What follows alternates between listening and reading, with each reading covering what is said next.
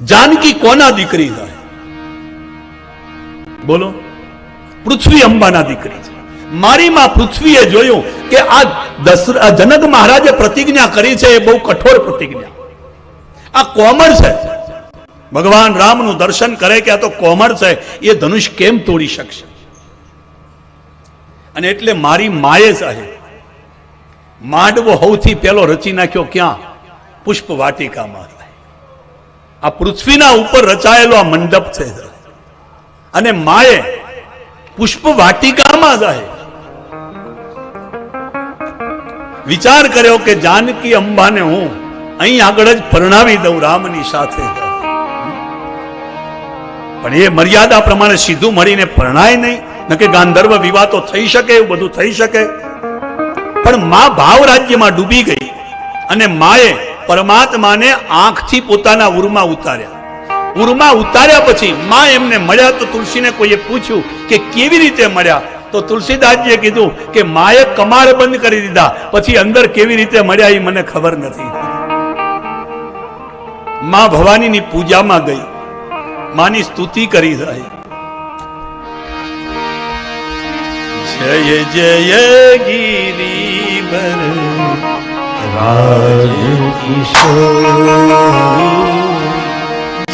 જય મહેશ મુખ ચંદ ચકોરી જય ગજ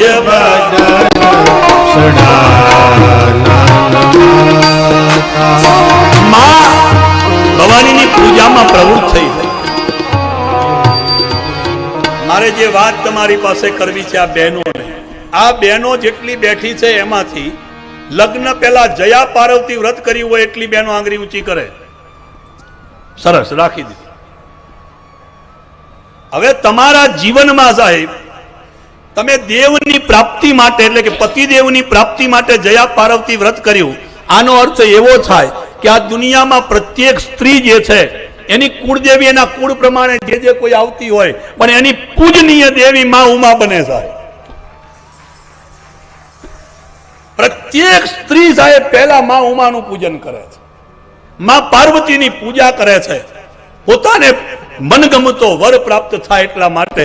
અને એટલે તમને કહું છું, માં ઉમાના કાર્ય જ્યાં જ્યાં થતા હોય સાહેબ એમાં તમારું યોગદાન કરજો સાહેબ.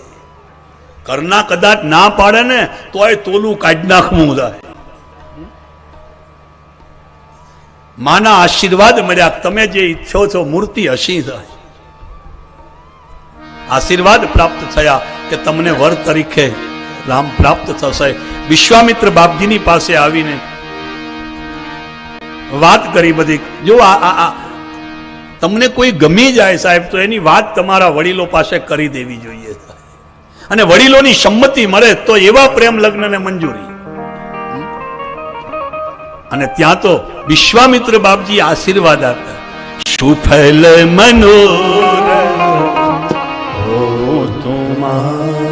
એકને નહીં બે ને આશીર્વાદ. ઉર્મિલાજી એ જોડે છે ને, તમારા મનોરથ સફળ થાવ. ધનુષ યજ્ઞની તૈયારી થઈ ચૂકી છે. શતાનંદ બાપજી વિશ્વામિત્ર બાપજી પાસે આવ્યા છે કે બાપજી પધારો ધનુષ યજ્ઞના મંડપમાં. દેશ વિદેશથી બધા રાજાઓ આવી ચૂક્યા છે. અને ત્યારે લખનલાલજીએ વિશ્વામિત્ર બાપજીએ જ્યારે કહ્યું કે હાલો આપણે કોને જશ મળે છે એ જોવા જઈએ. અને ત્યારે લખન બોલ્યા કે બાપજી આમાં જશ કોને મળવાનો છે એ કઈ નક્કી કરવાનું હોય નહીં, કારણ લખન કહા જસ ભાજન સોઈ જા પર કૃપા. બાપજી આ ધનુષ કૃપા હોય ને સાધુ સંતોની એના હાથે તૂટે. ધનુષ એટલે અહંકાર સાહેબ. જો મનની દુરાશા હટે, બુદ્ધિની જડતા જાય ને ચૈતન્ય આવે બુદ્ધિમાં, અને ત્યાર પછી અહંકાર રૂપી ધનુષ તૂટે, પછી ચોથું કાર્ય થાય, પછી રામ સીતા વિવાહ થાય. ભગવાન ધનુષયજ્ઞના મંડપે પધાર્યા. ઉદિત મંચ ઉપર ભગવાન રામ, લખન, વિશ્વામિત્ર બાપજી બિરાજમાન. જનકના બંદીજનોએ ઘોષણા કરી કે આ ધનુષ જે તોડે એને અમારી જાનકી વર્ષે. એક પછી એક રાજાઓ ઉભા થયા, કોઈનાથી તૂટ્યું નહીં થાય. અહંકાર તોડવાની રીત પણ નથી બરાબર. અને ત્યારે દીકરીના બાપ જનકનો પરિતાપ વધ્યો. અને જનક મહારાજ ઉભા થઈને બોલી ગયા સાહેબ. ઘણી વાર આવું થાય સાહેબ. એક વસ્તુ બહુ ધ્યાનમાં રાખવી, કોઈ પણ વ્યક્તિ તમારી સામે ક્યારેય સાહેબ ઊંચા અવાજે ના બોલતો હોય અને ક્યારેક ક્યાંક એના જીવનમાં એવું કંઈક આવ્યું હોય ને કંઈક બોલી જાય તો એને ક્ષમ્ય ગણવો થાય. તમારો હંમેશા આદર કરનારો માણસ ક્યાંક બોલી જાય, એની પરિસ્થિતિ કોઈક એવી થઈ હશે.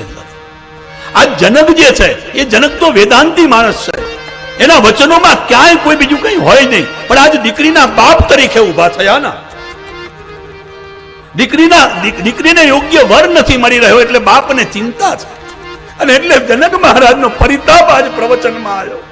અને જનક મહારાજ એમ બોલ્યા કે મને ખબર હોત કે ધરતી વીરવિહીન થઈ જાય છે તો હું આવી પ્રતિજ્ઞા ન કરું. જાઓ હવે ઘેર જતા રહો તમે, મારી બૈદેહીનો વિવાહ નથી લખ્યો. અને જ્યારે એમ બોલ્યા ધરતી વીરવિહીન થઈ ગઈ છે ત્યારે ઉદિત મંચ ઉપર બેઠેલા લખને રામજીની સામે જોયું, પણ ભગવાન રામ તો કઈ બોલ્યા નહીં, લખનથી રહેવાયું નહીં. લખનલાલજી ઉભા થઈ ગયા અને લખને ઉભા થઈને જનક મહારાજને કહ્યું, એ જનક, તમારાથી આવી વાણી બોલાય નહીં. તમને ખબર નથી કે આ સભામાં રઘુવંશીનું સંતાન બેઠું છે, અને રઘુવંશીને જહાં કહા હોય, રઘુવંશી ક્યાંય પણ હોય, એનું નાનું બાળક પણ બેઠું હોય, ત્યારે તમારાથી એવું ન બોલાય કે ધરતી વીરવિહીન થઈ ગઈ. અને સાંભળો જરા, આ ધનુષ્ય વિષાદમાં મારા બાપની આજ્ઞા નથી, નહીતર કંદુક ઇવ બ્રહ્માંડ ઉઠાવો, આખા બ્રહ્માંડને દડાની જેમ ઉઠાડો, કાચા ઘડાની જેમ ફોડી નાખો. લાલ ચોળ થઈ ગયા લખન. હું એ થયો પણ તમને અસર ના થઈ. ઉતારે જૈન કાંતિ કાકા મને કહેશે હવે મારી ચિંતા ખૂબ કરે એટલે ક્યારેક આમ તો કે થોડુંક આમ રાખવું, ધ્યાન રાખવું એમ. પણ મને અહીં આવ્યા પછી એવું થાય છે સાહેબ કે હું અહીં સ્વતંત્ર નથી, અહીં પરતંત્ર થઈ જવાય ને. તો ભગવાનના આશ્રય છીએ, એ જે કરાવે કરવાનું હોય. બાપ ભગવાનની સામે જોઈ, ભગવાને કીધું મને ક્યારનું થાય છે પણ મારાથી તો કંઈ ઊભું થવાય નહીં, પણ કંઈ ચિંતા ન કર. અરુણોદય થયો છે એટલે સૂર્યોદય થઈ જશે, સમય થયો છે એવું લાગ્યું એટલે વિશ્વામિત્ર બાપજી બોલ્યા, વિશ્વામિત્ર સમય શુભ જા. શ્રી રામ જય રામ જય જય રામ. વિશ્વામિત્ર બાપજીને લાગ્યું હવે સમય થઈ ગયો, અને બાપજીએ યાચના કરી,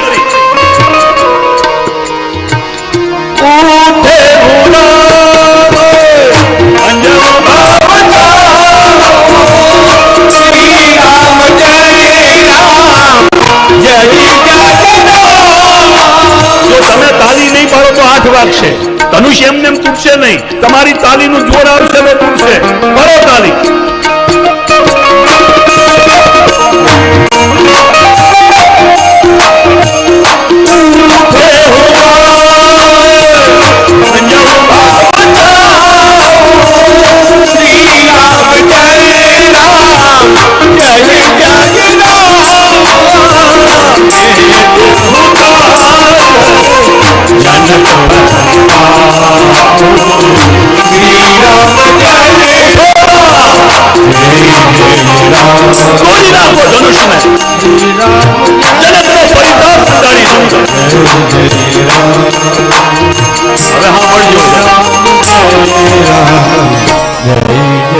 ધનુષ હવે તોડવાનું રહ્યું જ નથી. જ્યાં મહાપુરુષ બોલે ને કે ઉઠાવું રામ બન જાઉં, ત્યાં તો ધનુષ ભાગી ગયું છે, તિરાડ પડી ગઈ.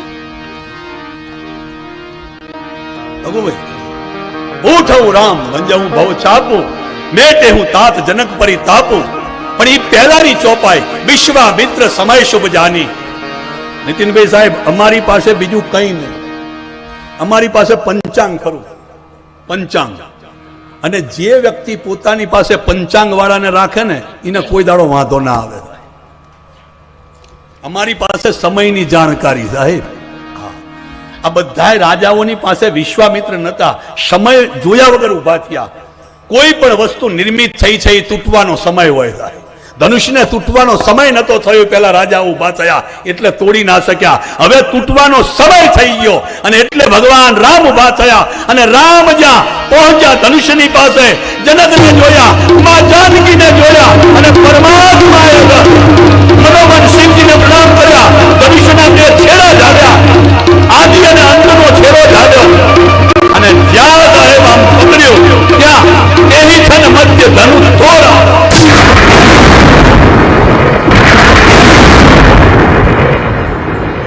આ ધનુષને તોડવાની રીત છે. સર્વ આરંભ પરિત્યાગી. આરંભ અને અંતના છેડા પકડો ત્યારે અભિમાન તૂટે, બાકી કરતાપણું જ્યાં સુધી રહેતા સુધી અભિમાનના અહંકારના ધનુષ